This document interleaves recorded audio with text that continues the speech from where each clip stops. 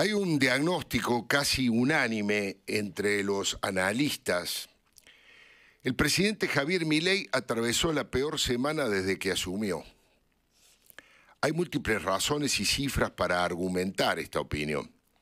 Pero lo más importante, políticamente, es discernir las causas de las consecuencias. Las consecuencias están a la vista, ¿no? Están en los títulos de todos los diarios y portales. El riesgo país arriba de los 900 puntos básicos, la sangría de dólares en el Banco Central que no termina y el pescado sigue sin venderse con el préstamo del Fondo Monetario Internacional. Se desplomaron el 12% de las acciones que cotizan en el exterior. El presidente hizo un viaje insólito a Estados Unidos donde estuvo menos de un día. Pretendía sacarse una foto con Donald Trump y Luis Caputo, pero el jefe de los Estados Unidos se fue a dormir antes de saludarlo. Dicen que hasta hubo gritos del canciller Gerardo Wertheim. Otro fracaso del gobierno. Mar-a-Lago, la residencia de Trump, se transformó en un maremoto de pases, de facturas y acusaciones. Fue un viernes negro para los mercados del mundo y también para el de Argentina. El Merval cayó un 7,4% en una jornada explosiva que comenzó con esos números tocando los 2 dígitos. Está claro que no todo lo malo de lo que pasó es responsabilidad del gobierno de Milei. El tsunami de aranceles fue decidido por Trump y todavía no hay indicios claros de que el 10% que impuso para los productos argentinos se va a lograr bajar a cero en algunos rubros. Ojalá eso ocurra, pero ver para creer, ¿no? Los chicaneros de la oposición plantearon que Trump al amigo Milei le puso el 10% de aranceles y a los enemigos comunistas, entre comillas, de Lula y Boric, el 15%. Es decir, que todo da para la política, para la polémica y para el oportunismo. Tal vez lo que más angustia genera es que el extraordinario logro de evitar la hiperinflación y bajar la inflación no termina de acercarse al 1% mensual. ¿Se logrará? Es lo que se preguntan los ciudadanos ilusionados en que a Milei le vaya más que bien. Este es apenas un vuelo de pájaros sobre la semana económica. No hay que olvidar lo bueno, por supuesto, la baja de la pobreza, el crecimiento económico, entre otros.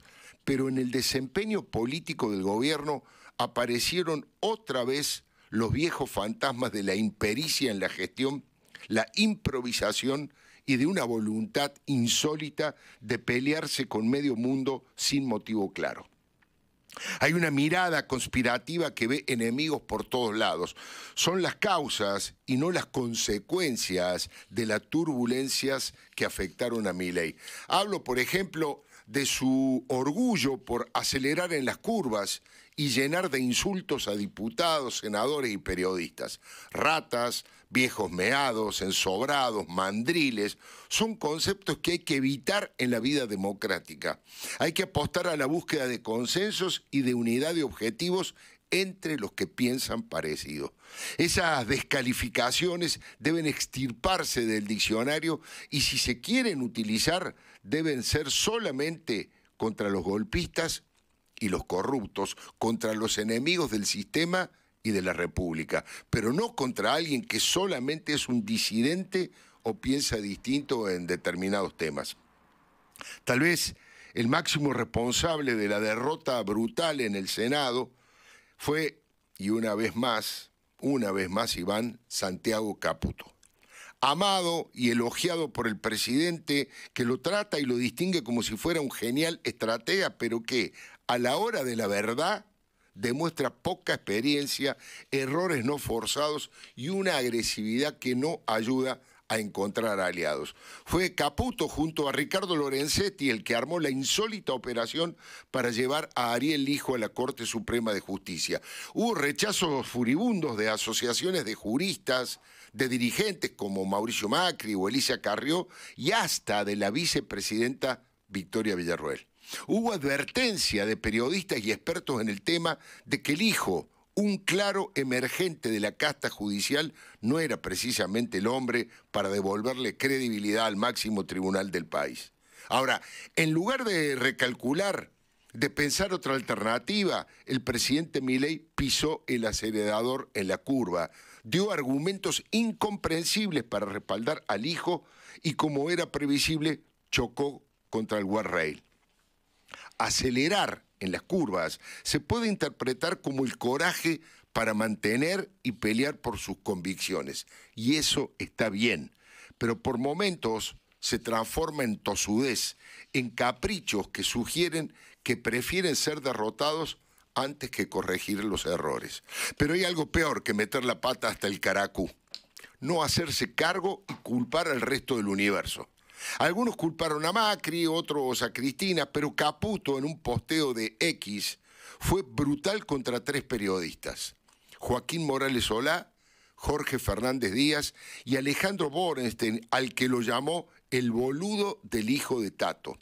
Fue un tuit de Milei Emperador, una cuenta que se le atribuye y nunca desmintió Santiago Caputo.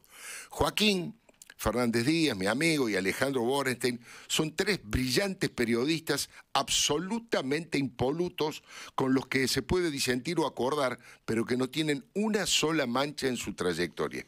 Si Caputo cree que el periodismo tuvo la culpa del rechazo de los pliegos del hijo y Manuel García Mansilla, comete un error sobre su error. Si no reconoce lo que pasó, es difícil que encuentre el remedio adecuado para superarlo. De hecho, están intentando que García Mansilla se quede en la Corte, a la que entró por la ventana inconstitucional de un decretazo. García Mansilla se cavó la fosa cuando dijo que jamás ocuparía ese lugar con una designación por decreto, y a los 6 meses juró en la Corte por decreto. La credibilidad de su palabra quedó herida y teñida de ilegitimidad. Cada vez que resuelva algo, le recordarán el origen irregular de su ingreso. No en vano recibió el voto negativo de 51 senadores. Knockout. García Mansilla debe renunciar. Lo dijo hasta Juan Carlos Maqueda, el ex integrante de la Corte Suprema. Si el gobierno quiere transformar este retroceso en virtud, tiene la gran oportunidad para hacerlo. Sin revanchismos, sin señalar a nadie, debería enviar 2 pliegos nuevos de la mejor profesora y el mejor profesor de Derecho Constitucional, cuidando que sean de excelencia académica y sin pertenencia partidaria alguna. Eso va a lograr que ambos pliegos sean votados rápidamente, que el gobierno recupere la iniciativa y que la Corte reciba finalmente un aire fresco, restaurador de la confianza en la justicia. Para eso no hay que acelerar en las curvas, hay que respetar las reglas y la Constitución, frenar cuando el semáforo está en rojo o en amarillo y volver a pensar el tema, reflexionar, consultar opiniones a dirigentes de otras fuerzas que quieran ayudar al gobierno y avanzar con racionalidad. Ese es el camino. Las puteadas de los funcionarios, la soberbia y el maltrato, incluso a la vicepresidenta, ya agotó su ciclo y perdió efecto. Genera rechazo. El gobierno debe abrir una nueva etapa donde mantenga el rumbo, por supuesto, donde defienda sus convicciones y salga del aislamiento en el que se metió por sus propios medios. Hay mucho que recorrer todavía. La altanería de decir que este es el mejor gobierno de la historia o que el ministro es el mejor de todos los tiempos tiene una falla de origen. El partido no terminó. Ni siquiera finalizó el primer tiempo, muchachos. No es gratis humillar públicamente a las personas. Después, inevitablemente, viene el vuelto. Achicar y destruir en el Estado a las mafias, a los ñoquis y a la corrupción siempre será bienvenido por el pueblo. Fue el mandato de las urnas, pero atropellar las instituciones republicanas y moverse con prepo no le hace bien al gobierno. Un funcionario dijo: nosotros peleamos hasta el final y vamos a morir con las botas puestas. La gran mayoría de la sociedad no exige eso, no quiere que mueran, quieren que este gobierno viva y logre sus objetivos con respeto institucional, sin corrupción, sin insultos y con sentido común. No parece tan difícil. Le doy mi palabra. Los domingos.